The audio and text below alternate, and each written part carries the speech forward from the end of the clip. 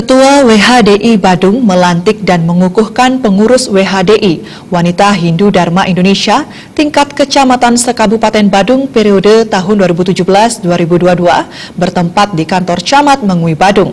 Diharapkan WHDI Kecamatan ini berperan dalam pembinaan dan pemberdayaan umat Hindu di desa di Kecamatan di Badung.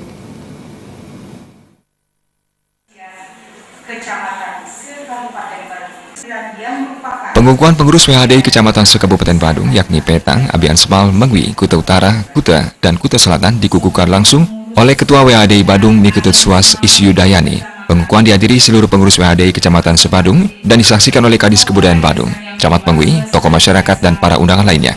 Ketua WHDI Badung Niketut Suas Isyudayani mengatakan, WHDI sebagai organisasi kemasyarakatan bertujuan untuk membina umat Hindu khususnya dalam mewujudkan wanita Hindu yang cerdas, mandiri, berbudi pekerti yang luhur, dan berperan dalam masyarakat berbangsa dan bernegara.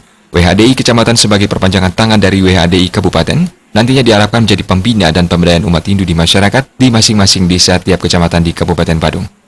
Acara pengukuhan WHDI Kecamatan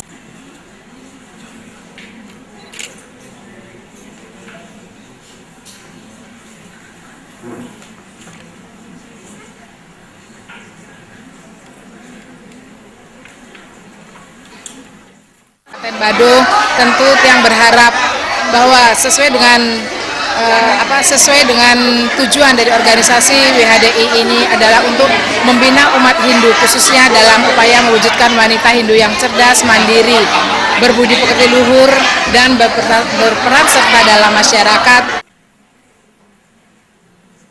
Sementara itu, Kadis Kebudayaan Badung Ide Bagus Anom Basma menyatakan, sesuai visi misi dan program pola pembangunan nasional semesta berencana, PPNSB dari Pemkab Badung, organisasi WHDI berperan dalam peningkatan seni, adat, agama, dan budaya.